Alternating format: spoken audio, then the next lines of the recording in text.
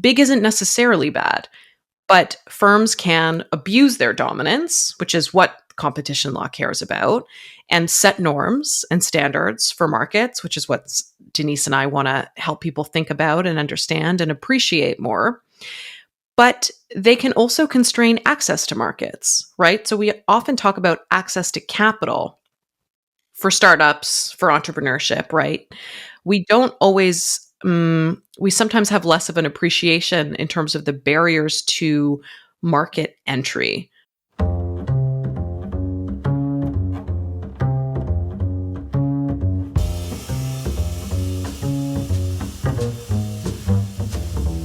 Welcome to the Podcast for Inquiry, brought to you by the Centre for Inquiry Canada, a national educational charity supporting your community for reason, compassion, and secular humanist values. You have answers, we have questions. I'm your host, Leslie Rosenblood, board member and secular chair for CFIC. Welcome.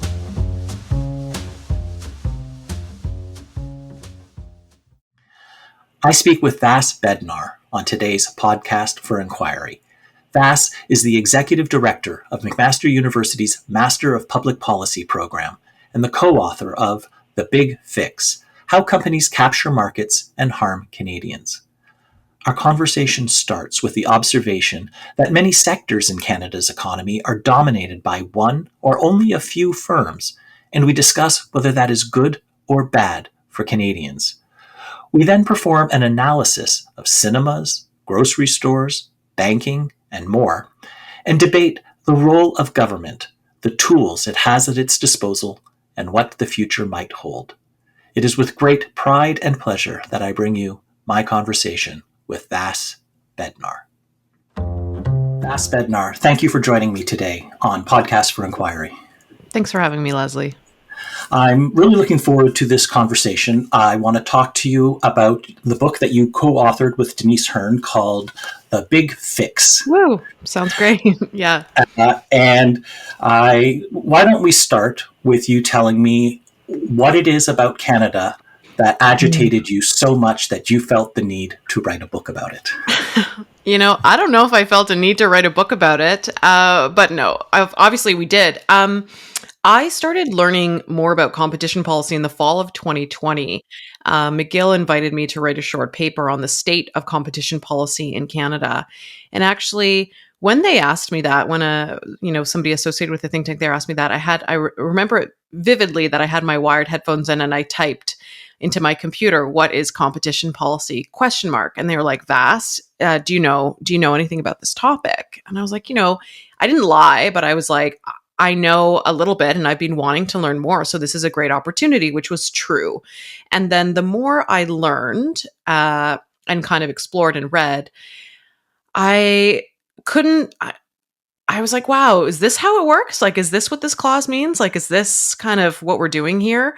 So I had just kind of a fascination as I was kind of decoding and briefing up myself and sort of giving a lay of the land. So when you fast forward to how did a book come out 4 years later? Denise Hearn and I had the honor of being invited to offer the 2024 McGill Max Bell Lectures. So it's a prize, an annual prize. It was the second year for us where a small, I think, jury of some sort invites a thinker to offer a perspective on an issue of major economic concern to Canada. So in 2023, Denise and I were kind of like, oh, maybe we missed the moment. Like maybe the book should have been coming out this year. Like maybe competition's not going to be as important. But what we've been noticing, and even since the book came out, right, is people really care about price and people are really paying attention to a bunch of trends in the economy, corporate pricing behaviors. And there's a new-ish frustration where I think people are sort of expressing feeling kind of stuck or feeling like markets aren't working for them. And that's the context that we sort of put forward this primer, this short king, as I call the book, because it's about 100 pages. Sorry for that very long answer, but I don't know that I felt we needed to write a book. We had worked together before, and I was on family leave. My son was 3 months old when we received word that we had been selected for this prize and for this privilege. So it was kind of, it was a project that pulled me through parental leave and kept reignited my brain as my brain kind of reformed in caring mode, to be honest. I have 4 children myself, so I'm Get it? familiar with new baby Yeah. brain and Yeah. the lack of sleep that entails. Yeah. All right. So, I mean, the major thesis of your book, at least from my reading of it, is Mm. that too many industries, so many industries in Canada, have one dominant player or a very small number of companies that together dominate the market. And I think that that's observably true. Like, we have one cinema chain, we have 3 cell phone companies, we have 5 banks, we have three three grocers that have 60% of the market, or if you include the next 2 players, they make up 80% of the market, and on and on and on and on. Mm. So I think just observationally, it's accurate to say that that the market in Canada is very concentrated in very few players in a wide range of industries. Mm. Can you explain why is that a bad thing? Like, why, like if that is that, why is that something that should require some kind of intervention, either from people or from government? It isn't necessarily bad, but when we have a lack of competition, there are a range of effects for all sorts of actors, right? So typically, I mentioned price already. Price is, I think, a pain point, an observation, something that people are acquainted with, and it's often used to as an expression of market power, right? And we have that element of the book, from price to power, that typically when we talk about price, we are talking about a form of market power.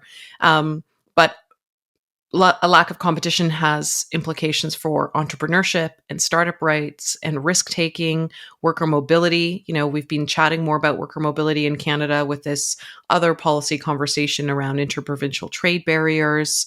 There are links. We actually didn't move forward with this kind of sub portion of the book around, you know, discussing how competition and productivity do have, glimmers of interconnectedness.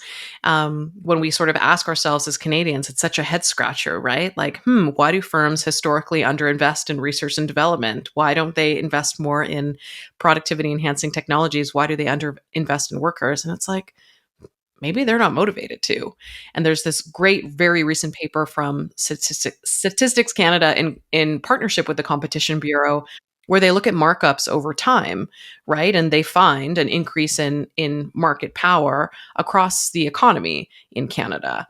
So, why is it bad? I mean, Denise and I are hoping we can help expand the conversation beyond just counting the number of competitors in a space, because what we wanted to kind of reveal and stretch is like, how does the market function, right? How is it regulated? Markets are regulated either by governments or by private actors. So we reject that kind of abstraction of the quote unquote free market, right? More often than not, what we presume to be a market that is free of government intervention is not free of any constraints, right? There are rules and norms and corporate policies that come to govern the space in a way that is not democratically set, and typically works in favor of the largest companies that are able to set those rules and those norms.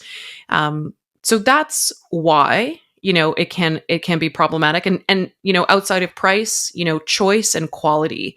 When we see a lack of competition, we see that firms aren't motivated to compete on the quality of their product, and that people feel they're constrained by choice. But of course, we sort of wanted to do some work in the book, sort of revealing there were there were and are illusions of rivalry, kind of fake competition, where we kind of go through the motions. And I think we're seeing that now, kind of reconciling with it in this moment, or this era of economic nationalism, because I fear it won't be a moment. I don't know if it's going to be a blip right now. But as we start to look for alternatives, right, and like, oh, what do we manufacture here? What's a product? What's made in Canada? The Globe and Mail has a fantastic, very beautiful online interactive that was in print too on, here's the most stuff, we import from the US, um, broken out by category. And then you can look at these areas. You can look at products that are Canadian, right? Here's what's two. It's like a substitution guide. And in a lot of the categories, there's one or two Canadian options. So the economic nationalism moment sort of further closes our economy and reminds us of a lack of choice and diversity, in product lines in a way that I think is important to also remember right now.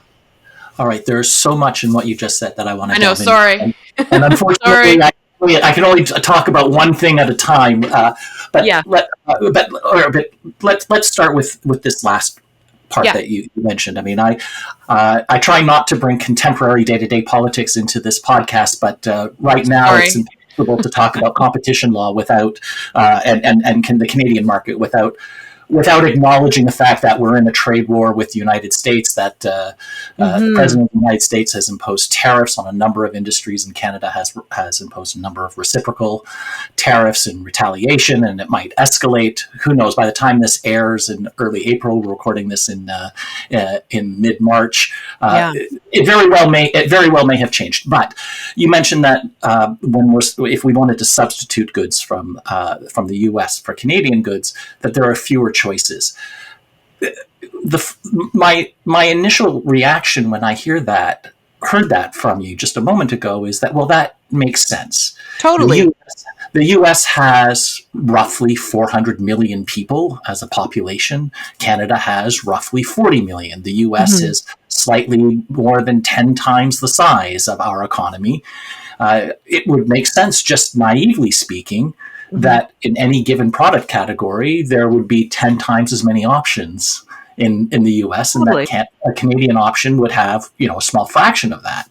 So that there might only be one or two options for Canada in a particular product category, as I'm going to assume is an accurate statement. But does that indicate a flaw in our market, or a way that we need to improve our policies, our laws, or how we approach things in Canada?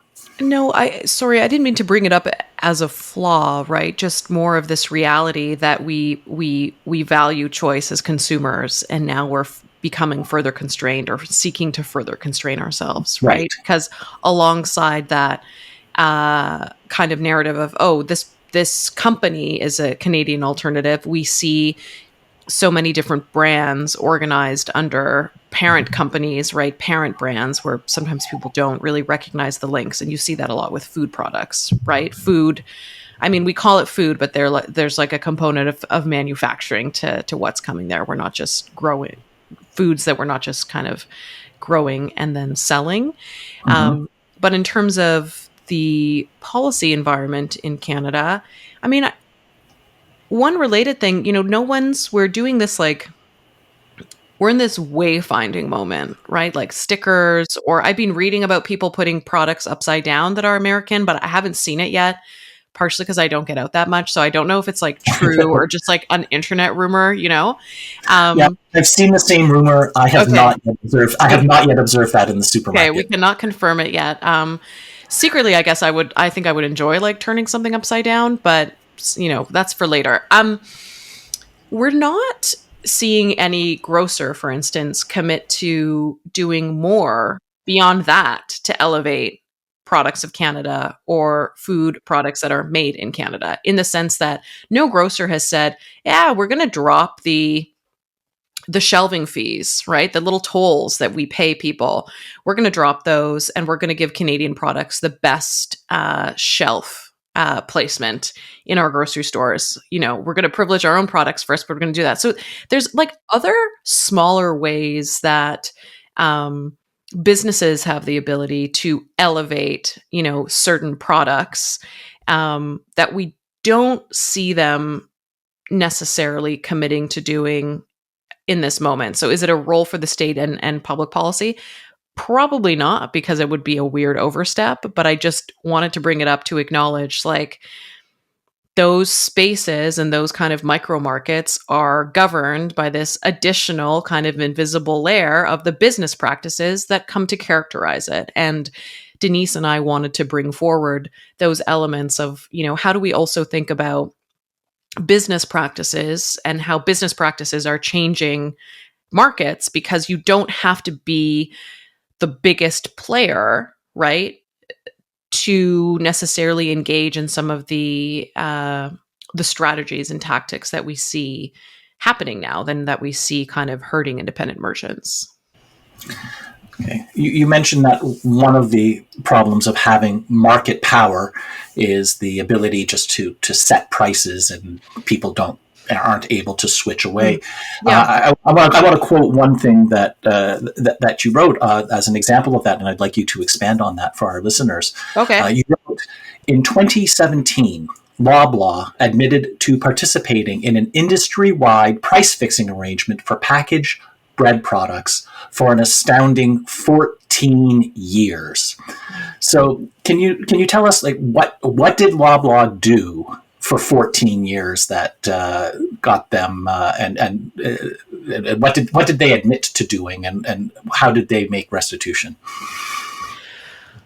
I mean, they admitted that they were coordinating with competitors, so colluding on slightly artificially elevating the price of bread.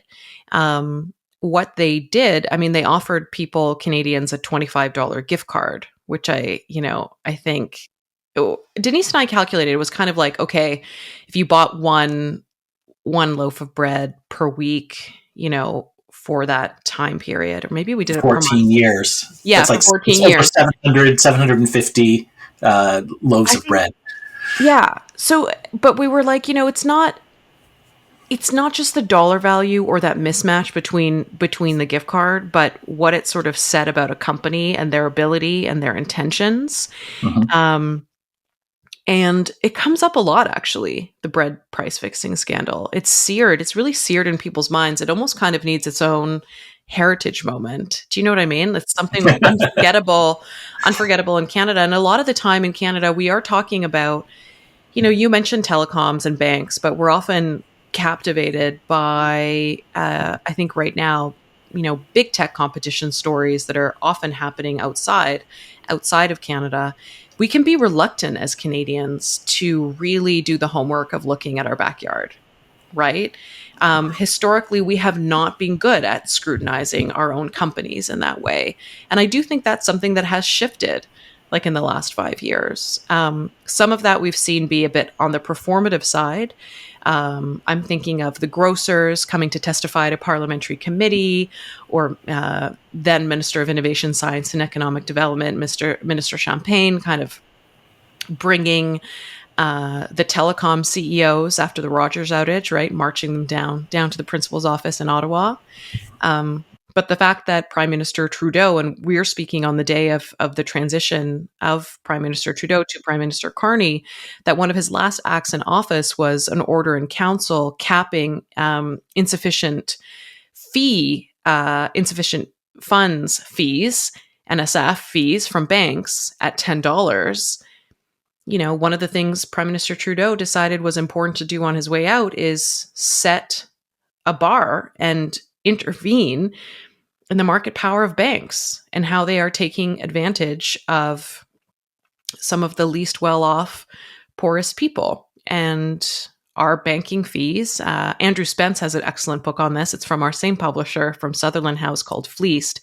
That is just this incredible primer of how the banking sector works and kind of doesn't work in Canada. So again, just in terms of the shift and what the role for policy is, I feel like Canada is maybe remaking or rearticulating where and what the role of the state is in intervening in markets and kind of what's appropriate. But I do think it's a really significant policy choice that he made.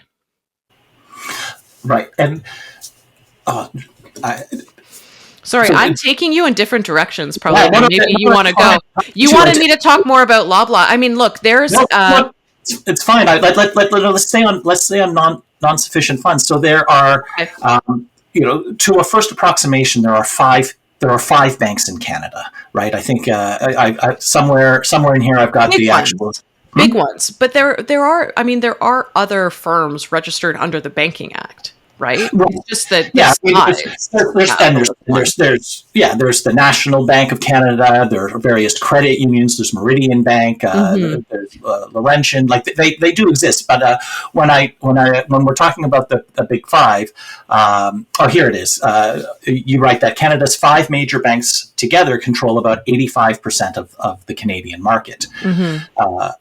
So I when I get a credit card, or when anyone gets a credit card or opens a bank account, I would think, I would shop around, and if I thought that I was in danger of having running out of money or having non-sufficient funds, the amount that I'm charged would be like a selling point or a detriment, right? The higher the fee, the less likely I am to go with that bank.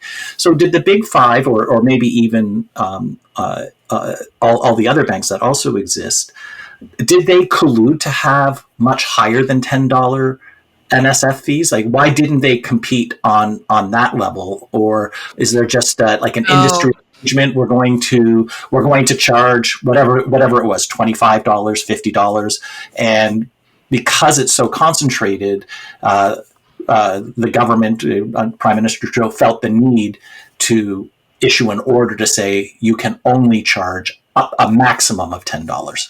right. No evidence that I've seen or heard of formal collusion, capital C collusion. There could be tacit collusion, right, in a market that is small, and when those fees are published and you can sort of see what others are doing, and that people sort of evenly keep them the same. Um, once you start to take that more consumer centric view of the economy and how it works, I think interventions that are meaningful and important become more clear. As for the argument against capping those fees around $10, I mean, I can try to imagine them. They're probably something like, they need to be high enough to be a deterrent. Right, there needs to be some sort of pain. Here's what it actually costs the bank, but I do think those fees, we know that they're among the highest in the world, in Canada. And there's this whole kind of broader discourse that's more active, way more active in the US, around junk fees, kind of writ large, and how they pollute the economy. So once you have a particular size, or there's a particular constraint in your market, we do see firms taking advantage of consumer trust, consumer loyalty, and adding in and pumping up fake fees just to get more money from people. And that's a problem in the economy, independent, right? That occurs independently of a company's size. You don't have to be what is it, like the biggest kid on the block, or the biggest, you don't have to be the largest firm to engage in junk fee pricing. Right. So one example that you gave on that note in the book Hmm. was Walmart. They're the largest retailer in the world, I think, and the largest Hmm. retailer in the United States. That's not the case of Walmart in Canada. But you wrote that Walmart's checkout machines have allegedly been inflating the weight of groceries, which is like Mm. so like you're paying more, like you get, let's say, grapes or something, and you're paying for more than the actual nut grapes that by weight that you're getting, which is in a sense one of the oldest scams in the Right. world, right? Like merchants have always, not all merchants, of course, there have always been honest merchants, but there have incredibly been dishonest merchants throughout history, and just Mm. labeling something that is 900 grams as 1 kilogram is has Yeah. something that's unfortunately been quite common. Yeah, we were disappointed to see that, but again, it wasn't necessarily intentional on Walmart's fault, right? It could have just been a software glitch with all their measurement. There wasn't like a smoking gun of let's set the weighing elements incorrectly. I mean, we saw a weight error recently with our friends at Loblaw, who were incorrectly kind of including, the styrofoam under meat. If you purchase a meat product, Mhm. being included Yes. in the weight of the meat itself. So I think those examples, one, are interesting because they bring in, a digital element and the tech associated with something, right? And into pricing. But two, just because some of the ways that, you know, a lack of competition or that markets take advantage of people are also quite marginal, right? But they add up. And back to that kind of sentiment, the mood, the vibe when you were like, why now? Like, why this? Why did you want to write something? I don't know that I want to write a book. Like I'm good at 800 words, right? I'm good at a blog post. I got to learn in a whole new way, sort of be supported and coached and stretch my mind and my thinking, like how to think and book was different for me. And it was very interesting. I read a lot, but trust me, just because I read a lot of books doesn't mean um, I know how to write them. So that's a separate thing. But the Yeah. storytelling and what matters, right? And where we were reading and where we were listening, how we were trying to hear from people. It it seems like there's this heightened consumer vigilance where you're kind of you know, not only are your elbows out now as Canada, right? The kind of tariff thing, but your shoulders are really up, right? Like it feels like you're always kind of bracing for, um, is this the best price? Is it the right price? Is this price algorithmically calibrated just for me? Um, did my Pringles can size go down and it's the same price or higher, right? The kind of shrinkflation elements. There's this Yeah. you know, again, that erosion of trust because of what we saw through pricing changes in the pandemic, right? That kind of greedflation, or what Isabella Weber calls seller's inflation. And then now, I'm sorry, I didn't know you want to keep like politics super out of your podcast, but I think, yeah, in the tariff war and in this tariff, I'm saying like moment and era a lot, but just like reality that we're in, this Yes. It's fine. distortion field. Um, the distortion field, you know, just because a company's Canadian doesn't mean it is benevolent, right? Firms may artificially inflate their prices higher than they need to now because they know we're more likely to purchase from them. Now, there's a universe like that's okay. Firms have always had pricing power. The ability to set your own prices is the privilege of the firm. Mhm. But what is that ongoing relationship um, to people and their expectations, and what's reasonable, and how do we have and how can we use policy frameworks to curb those behaviors from becoming unreasonable or kind of egregious? Right. And that brings me back to another aspect that you mentioned a few minutes ago. So if Mhm. there can be a problem with predatory pricing, with being able to raise prices arbitrarily. But you mentioned that there's like other issues that can come from too much concentration, and I want to Mhm. read to you an example of that from the book. So it Sure. did not. It did not surprise me that when I read in your book that Cineplex is the largest cinema chain in Canada and has about Mhm. 75% of the Canadian movie theater box office market share. That I knew before I read That your book. tracks. Fair enough. Um, but what I didn't know was what you wrote on the next page, Hmm. which is more than half of independent theaters must often wait for Cineplex to finish playing a new release before they get permission to show it. And that kind of blew my mind. That Mm. Cineplex is able to veto who is able to show a movie. Like that's the implication that I got from that, and I would like for you to expand on that, please. So it's not like a formal regulatory power that they have, right? But they have huge Well, I can't power. imagine that the government of Canada would endorse that, but if that's the No. reality on the ground, then it's still a fact, even if it's not the law. Yes. So, I mean, they have enormous power as a distributor, right? So, what they can do is they can enter into deals, right? Where they get to show, say, a Marvel movie at their theaters and they set the terms of that. So they get the Marvel movie for 13 weeks in the summer.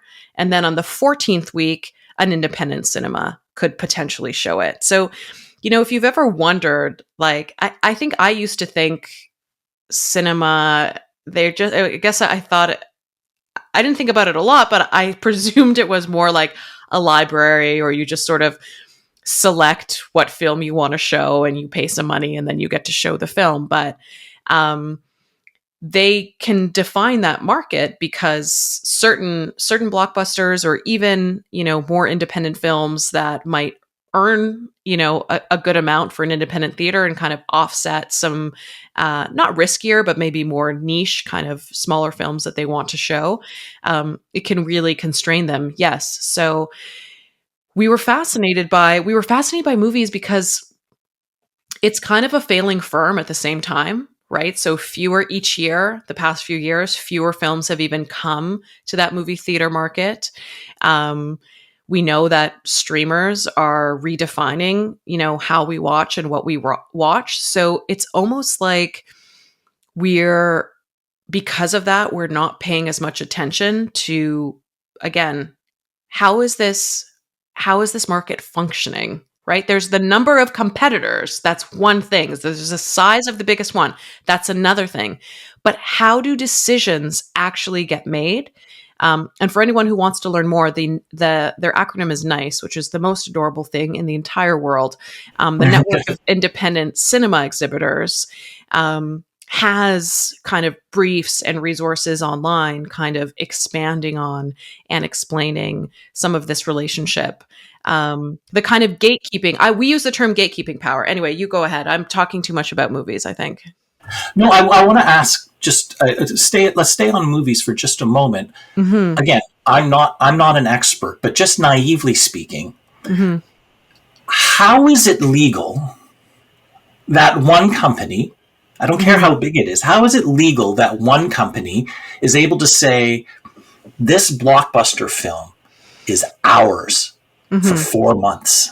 Nobody else can do that. Like, how can they tell Disney, in the case of a Marvel movie, you're not allowed to give it, you're not allowed to send a copy. Like, it costs Disney nothing, effectively, mm-hmm. to send an additional copy to an independent cinema. How is it legal for Cineplex to say, nobody but us can show this movie in Canada for 4 months? Or for 3 months. Sorry, you said 13 weeks. So that's 3 months. Yeah. And maybe there isn't a law about that, but that strikes me as something, like, we talk about it being anti-competitive. That strikes me as kind of getting to the heart of anti-competitive behavior. And if there isn't a law about that, shouldn't there be?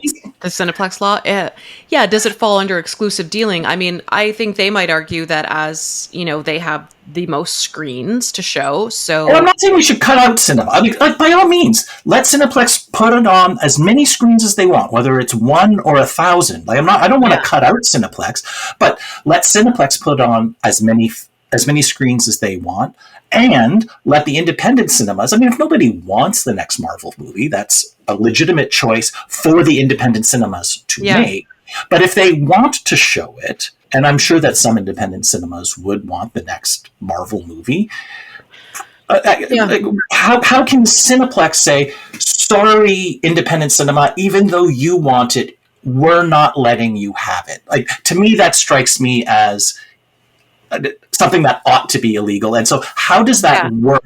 I don't think they like say it to everyone, right? It's a part of these deals with distributors, but Cineplex has a distribution arm as well, right? They're becoming a bit more vertically integrated in the way that we saw through the Paramount decrees in the US, which have since been, unwound. We saw people wanting to move away from that. It's not like Cineplex makes its own films in the way that Netflix might, makes material and then keeps it exclusive to the Netflix platform kind of forever. Right. And I'm fine with, like, so that's okay, right? I'm fine. Like, if Netflix paid for the movie to be made and they just say, okay, we're just not going to sell it to anybody else. Right. That intuitively, that makes sense. Mm-hmm. That's a reasonable restriction, but but that doesn't apply in the Cineplex Disney case. No, it doesn't. So I suppose on the Cineplex side, again, not speaking for them, but just using my imagination, that the firm would say they want to sort of have almost like a bit more of a guarantee, right? If they're going to commit to a certain amount of screens for a certain amount of time, that's taking up space, right? Screen time, movies theater screen time is finite, both physically and in terms of time. That they're able to negotiate exclusivity for some period of time because of their size, right? So that if you're a film, and maybe even, from a more independent distributor, that's highly desirable for you. If you can Right. go through Cineplex and have that release, we see even for, in this streaming era, that a theatrical release is still really important for films to earn money, again, in the current kind of licensing and monetary models that continue to characterize the space. So back to, should it be okay, and what's appropriate? I am of the mind that I think taking a deeper look at there's also this kind of convoluted element of geographic zones in the movie theater industry that seems to be some kind of artifact left over from time and history. So let's not even get into the zones, but that's something to look at with nice. Yeah, I do think it needs more scrutiny, and I do think it's a reminder of, we wanted to bring Cineplex forward as kind of a gatekeeper in our backyard, right? And talk about competition issues in ways that are tangible and familiar for people, because I like to go to the movies too. And I also like to support independent cinema.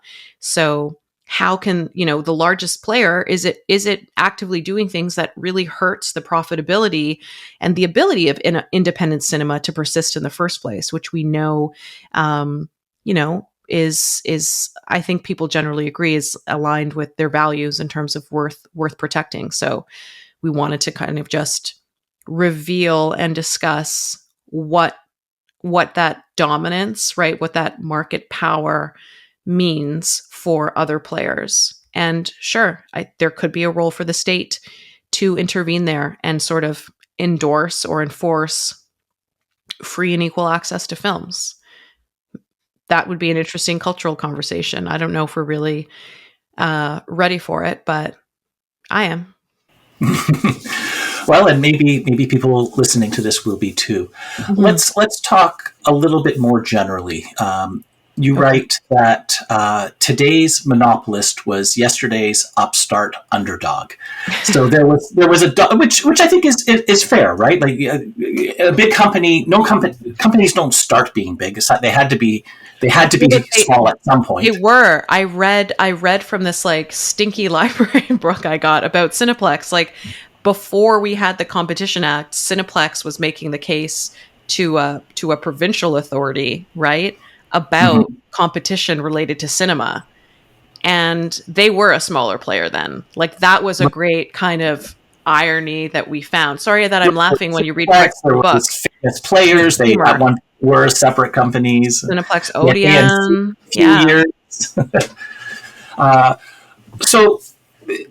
So they grow, and there are. I see a lot of people arguing in the press and online that the reason that companies grow to be big and dominant is that they're really good at what they do, and they're better than other people, so they deserve. They started small, they were scrappy, they grew, and then they grew and grew and grew, and that's how they got to be big, because they did something different and something better.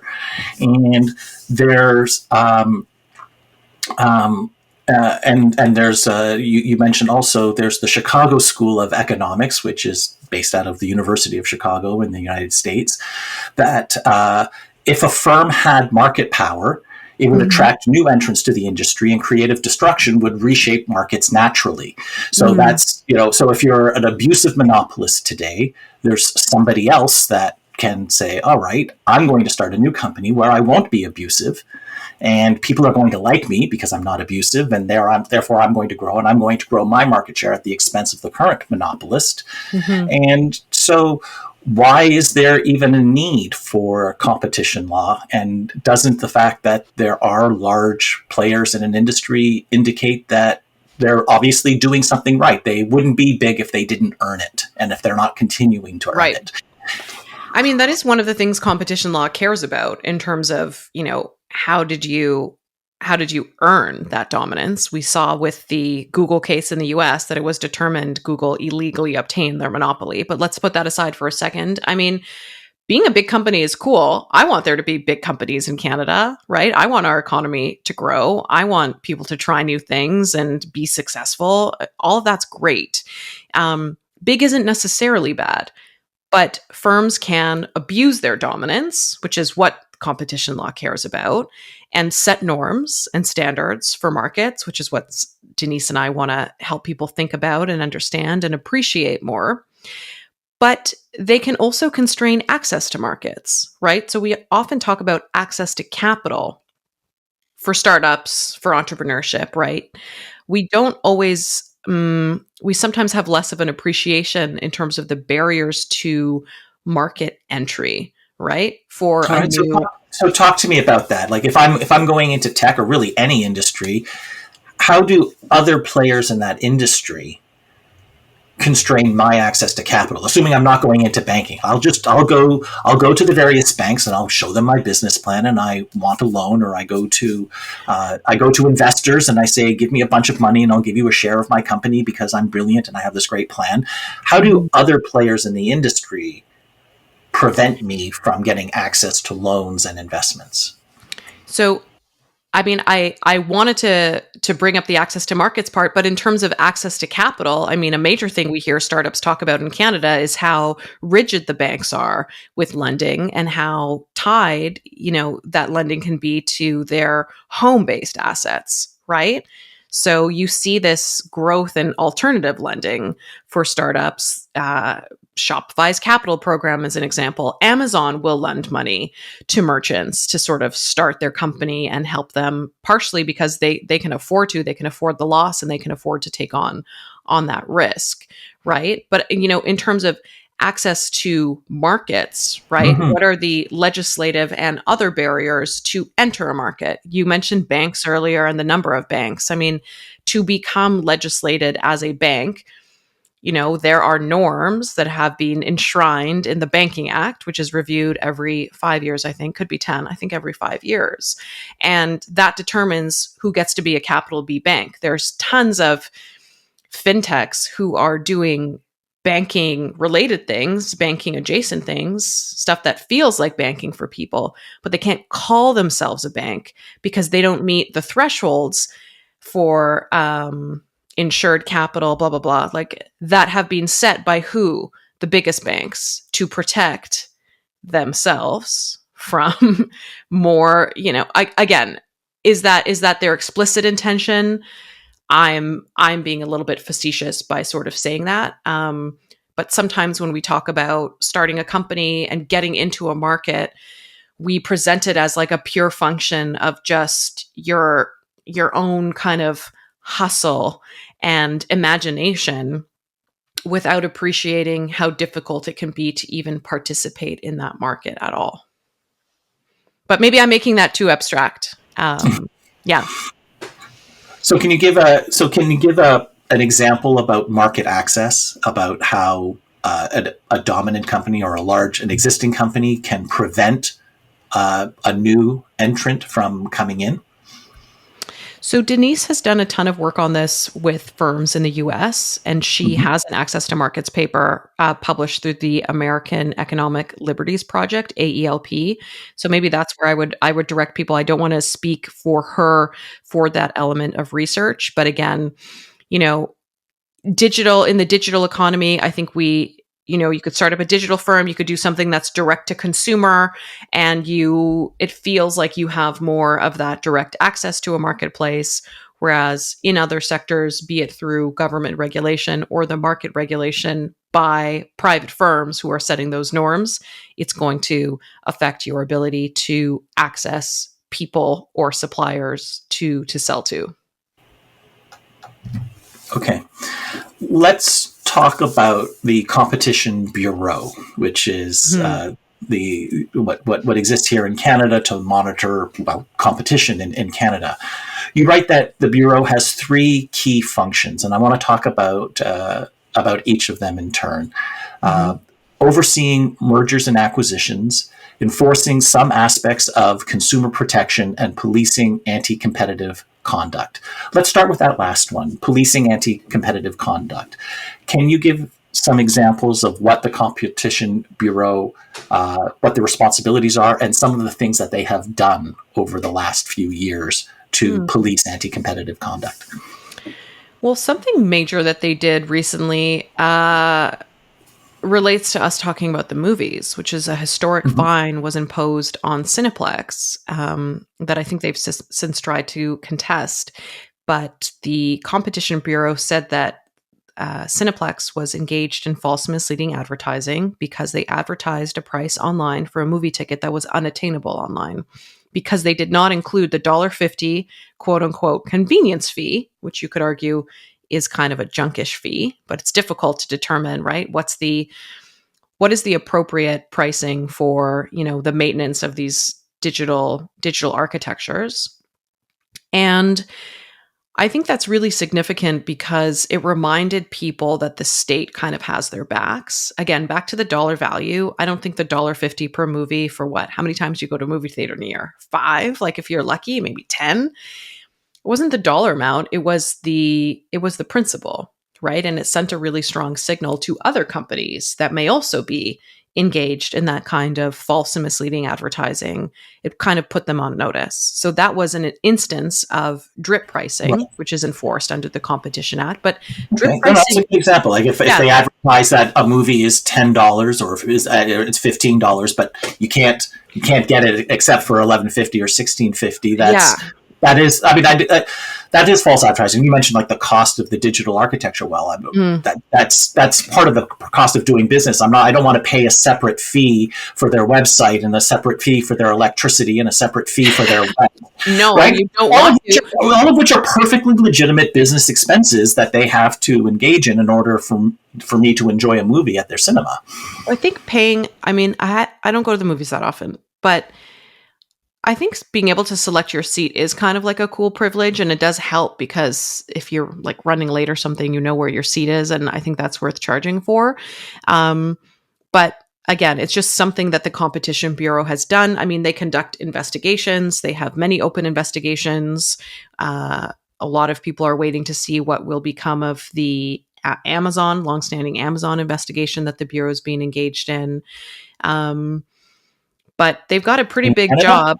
Yeah, pretty big job for a pretty, like, kind of a small subset of the Ministry of Innovation, Science, and Economic Development, right? It's just one bureau. It's about 800 people, maybe slightly more, who are tasked with policing the entire economy. Um, they definitely have to pick and choose their battles, and I think they're doing a great job, right? Doing the best they can with the resources, a recent, infusion of a bit more resources, um, to watch out for anti-competitive behavior and conduct investigations, follow up on complaints. Anyone can make a complaint to the Competition Bureau.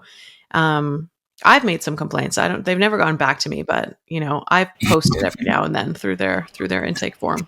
All right. So let's talk about enforcing some aspects of consumer protection. Can you give me an example of something that they've done recently on that They do a front? lot of education awareness, Mhm. around scams, online scams, subscription traps.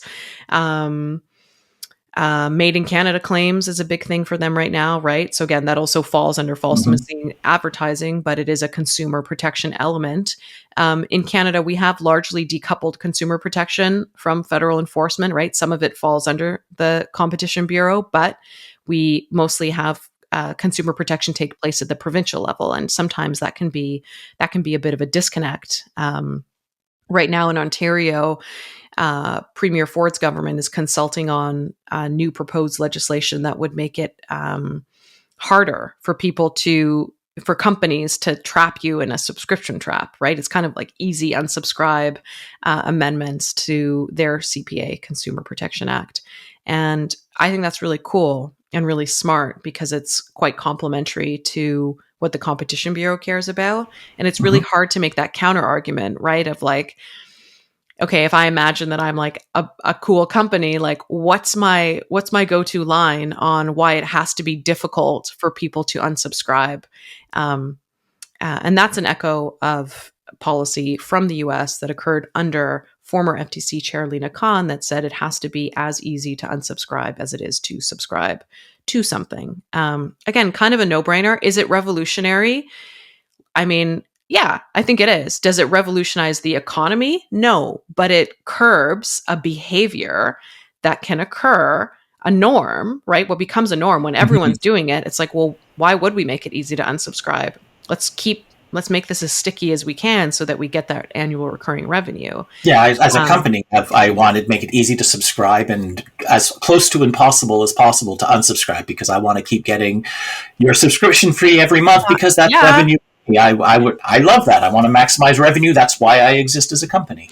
Well, and it's funny because sometimes this element comes up with my students. I teach at McMaster's public policy program.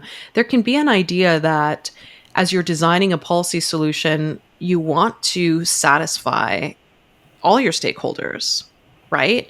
You want to conduct what my students insist to me is a balanced approach. And it sounds really good. It sounds important. But as you kind of kick the tires more, it's like, actually, if some stakeholders are upset about a policy direction, I don't know that it means the policy direction is inappropriate, right? Which actors are mad and why? And are we anticipating that they're going to be upset? Do we understand why they're going to be upset? Like, can we live with them being upset? I think those are more interesting questions in a policy context, and maybe comes back to kind of our cultural leanings towards being polite and being kind. That doesn't need to extend to competition enforcement, right? If you're doing things that are inappropriate and that exploit consumers and may also exploit suppliers, depending, on the supply chains and things like that, then, that should be stopped. Yeah, I mean, I there's certain things I'm quite happy to annoy some people. Like when back near at Canada's founding, when we were building the Trans-Canada Railway and the highway, we essentially viewed human lives as expendable. Like the number of lives that were lost passing through the mines was enormous, and I'm quite happy that we now have laws that say no, you have to, like worker safety, protecting the lives of people is so important that it doesn't matter if it significantly impacts your profits. You can't view your workers as expendable. So I think that's a valuable perspective, and I think that even if it does mean that you're not going to be as profitable, or maybe some projects you just can't do because if you're not allowed to lose employees' lives in the process, well, then maybe we shouldn't be involved in doing that project. Yeah, I want to come back to the last function that you list for the Competition Bureau, overseeing mergers and acquisitions, and I had a little bit of a laugh when I read that phrase. I read elsewhere that in its entire history, the Competition Bureau of Canada has only challenged 8 proposed mergers or acquisitions ever, and of those 8 objections, and I'll quote you here, to this day, the Competition Bureau has never successfully blocked a merger. I remember this is about 2 years ago. Rogers, which is one of the largest cell phone. Well, one of the largest cell phone companies in Canada. It has other aspects to it. Bought Shaw, which had, among other properties, the 4th largest mobile phone company, and the Competition Bureau objected to that. So it's too much. The whole point, we wanted to have a 4th mobile phone player, and that'll bring us back down to 3. And then Rogers appealed to what's called the Competition Tribunal, which I didn't even know existed prior to reading about this in the in the media. And then the Competition Tribunal overruled the Competition Bureau, allowed the merger to happen, and then fined the Competition Bureau something like $13 million for having the audacity to object to a merger that was ultimately approved. So can you talk about how is overseeing mergers and acquisitions a key function of the Competition Bureau when it's never actually done anything but allow mergers to sail through? So, yeah, look, that's like a sensational way that we frame that they have not successfully totally stopped a merger cold. You know what I mean? We do have. That there must, in Canada's history, there must have been a case, or it would seem to me that there ought to have been a case where that should have happened. Not all mergers, but they modify mergers, right? They review mergers. Okay. They've offered guidance and conditions that, okay, this merger can go forward, but actually you're going to have to divest of XYZ in order to go forward. So when Shoppers Drug Mart was acquired by Loblaw, they weren't, it wasn't every single Shoppers because of geographic considerations and how certain geographies would be, more constrained by competition. So they do modify mergers and they are, successful in that regard. And part of challenging a merger is saying, well, maybe it can't, maybe in the way you're outlining, right, or proposing, shouldn't go forward because of these considerations. And sometimes, an agreement is come to, right? The conditions are met and the firms go forward. With the Rogers case, historic in so many ways, not just for its size, but it captured Canadians' imagination because it sort of it didn't pass the sniff test, right? It just sort of felt like, are you kidding me? Like, how is this allowed? And I think, Commissioner Boswell, Matthew Boswell, who runs the Competition Bureau, he was damned if he did challenge the merger and damned if he didn't, because there was no effing way that merger wasn't going to get challenged and wasn't going to get a second look and scrutiny. It was already public, subject to a ton of public scrutiny. But then in terms of, it's kind of a reflection of competition law, right? And how the Competition Act is written and what the tribunal needs, right? The tribunal is kind of, it's such a fancy name, but it's basically like the judge that hears the Bureau make its case and the companies make a case, right? Because for or against a merger. So it's great in terms of democracy and justice and transparency, but also the tests, right? The mathematics and what the Bureau had to prove. Like there was a merger related to garbage and toxic waste that went through that has since been further challenged by the Bureau.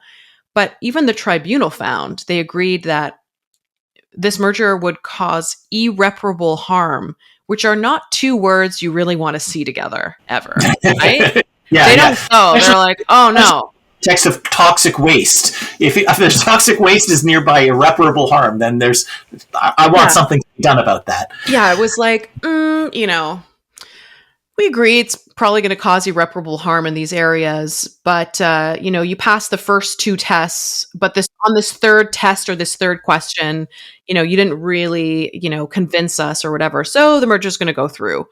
And I bring that up. It's heavily abstracted and colloquialized, but I bring it up because, the Bureau's inability to block a merger may also be a function of the law and structures that we have there, and sort of, some are saying, many are saying that the tribunal itself needs to be subject to kind of reform and review. But just because the Bureau hasn't successfully blocked a merger does not mean that it has not been successful in tempering and adjusting mergers. I want to offer that caveat. Okay. Yeah. No, thank you. That's why I want to speak to you and to get that additional context. Yeah. You write that last year in June 2024, long overdue amendments to Canada's Competition Act, which I assume governs the Competition Bureau, Hmm.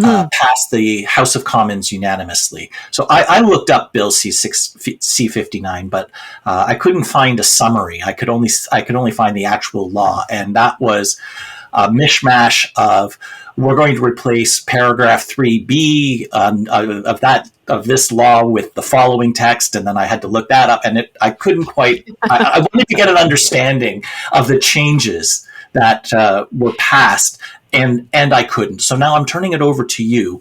Last year, we passed. We amended our competition law. Hmm.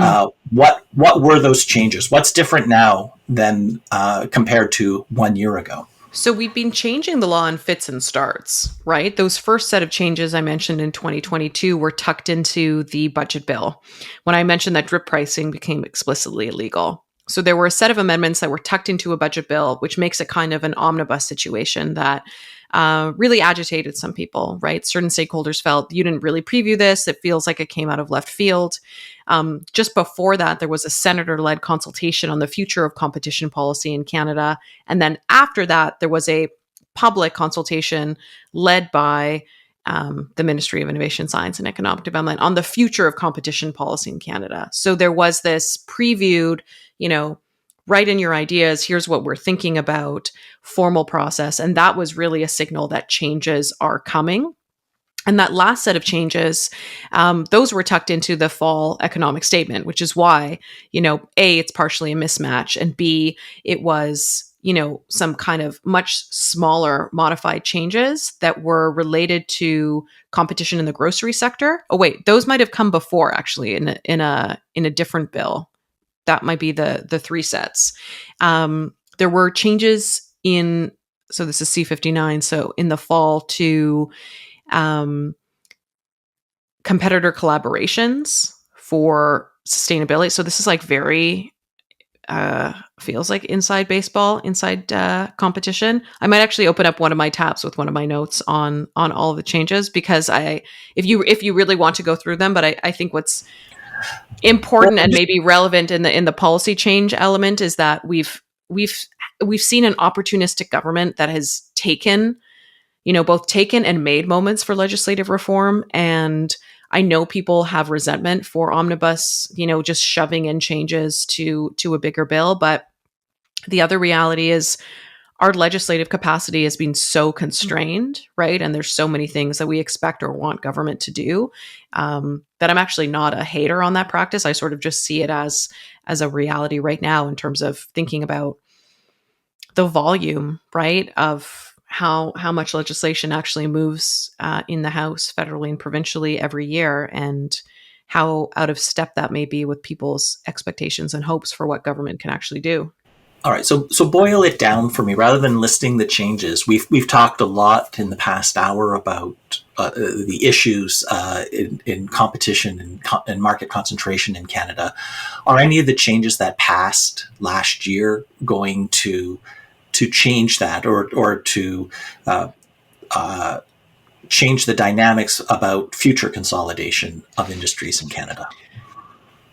Everything helps, right? Everything slightly changes how markets are moderated and what's possible, right? Markets are not born, they're made. Then we help make them through hopefully, our democratic norms and kind of those transparent elements. So I think the other thing for Canada to start to realize now is competition policy occurs outside of just the Competition Act, right? That intervention from outgoing Prime Minister Trudeau on the insufficient fees funds. Right.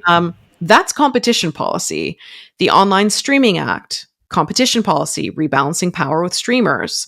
The digital sales tax is competition policy. The digital streaming tax, that's an extension of C11, is competition policy. The Online News Act, that's competition policy, and that's just federally. So if we want to kind of keep the momentum going and keep building, especially in this moment of, I got to stop saying moments, but especially in this time, right, of extreme economic threat, then we need to recognize and realize and appreciate that policing, setting the norms of markets not just one little bureau. It's not just going to happen from one bureau in one federal ministry. I shouted out the province of Ontario before, but I will also say the province is consulting or has been consulting on whether insurers should be able to vertically integrate with pharmacies, right?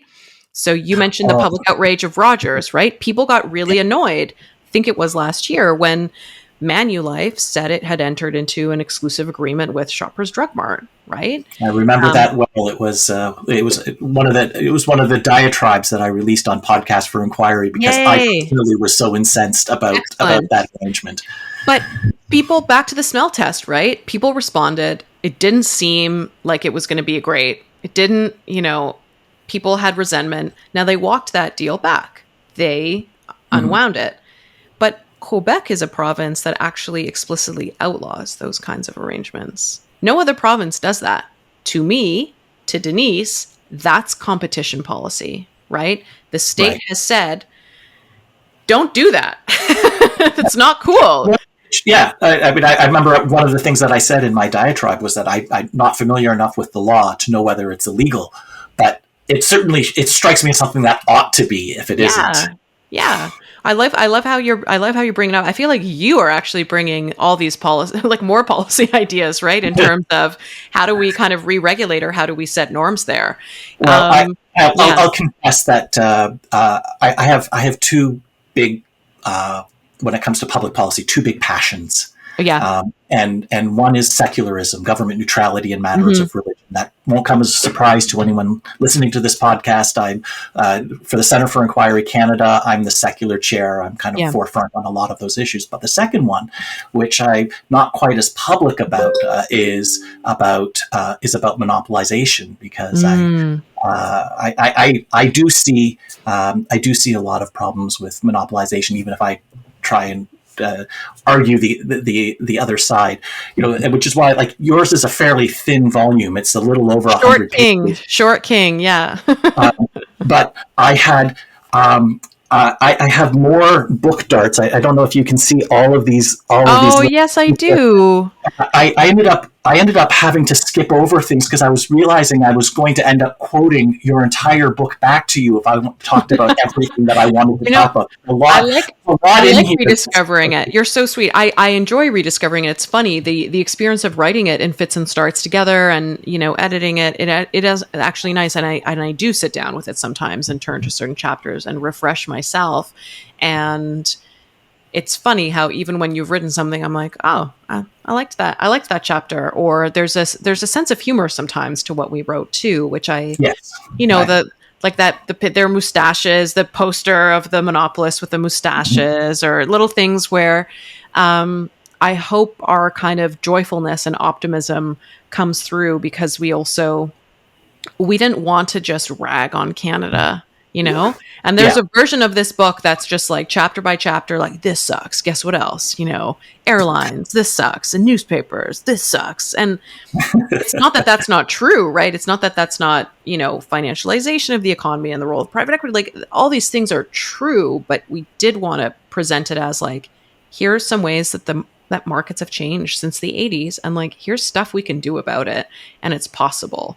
And it really is possible. So I'm trying to let myself stay optimistic, even though some days are like trickier too than other days, but I feel like spring is going to help with that optimism.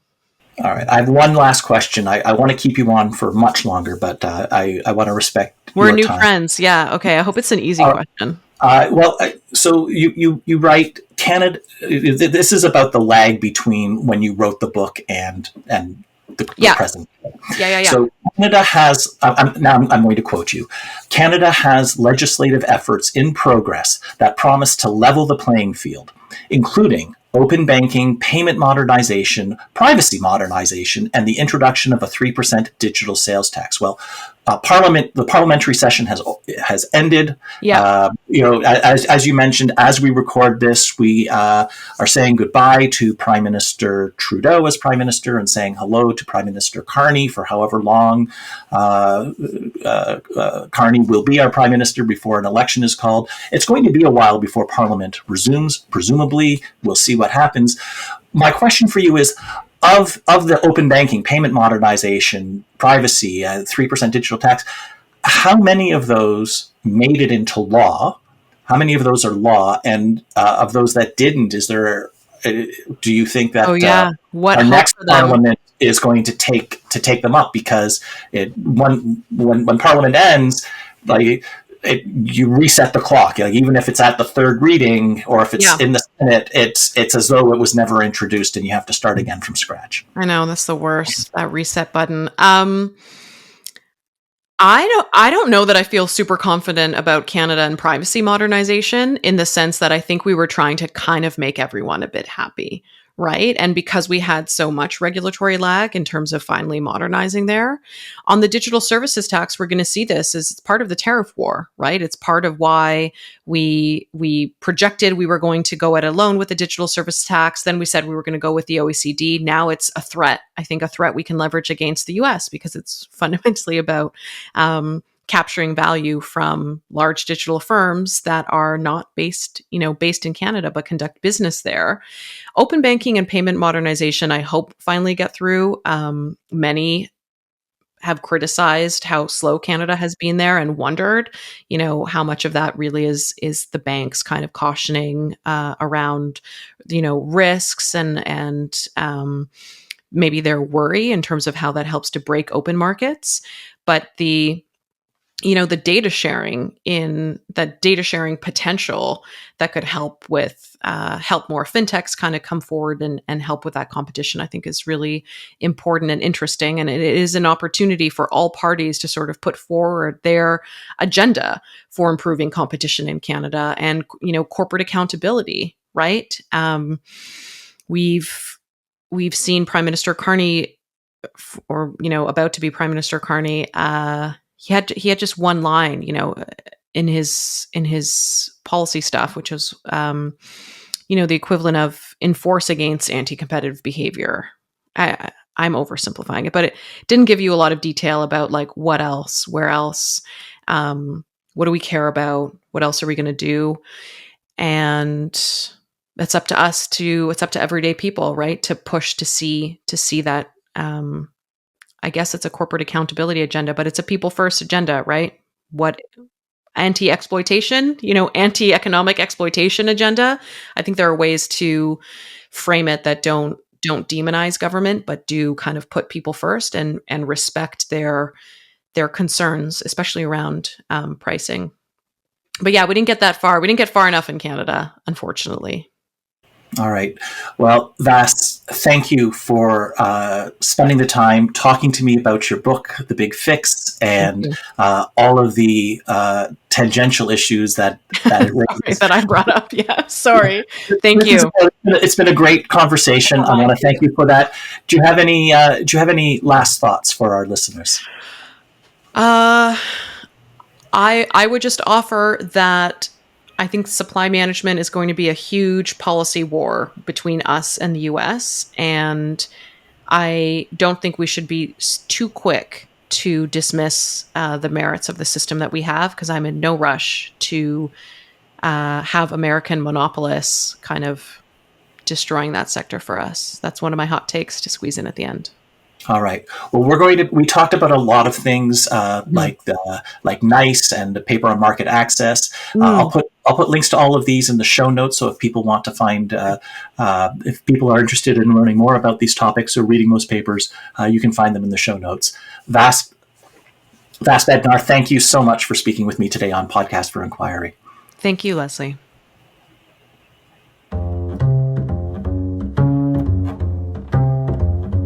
If you enjoyed today's podcast, please consider giving us a 5-star review and showing your support at patreon.com/podcastforinquiry.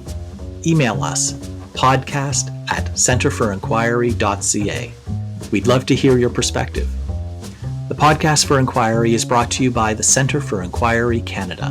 We are a national educational charity supporting reason, compassion, and secular values. Help us support rational discourse and evidence-based decision-making by becoming a member at centerforinquiry.ca/join. CFIC is on the web, on Facebook, and you can follow us on Blue Sky at CFI Canada. Podcast for Inquiry is produced and edited by Zach Dumont and Martin Zielinski. Music by Anthony Lazaro. I'm your host, Leslie Rosenblatt. See you next time.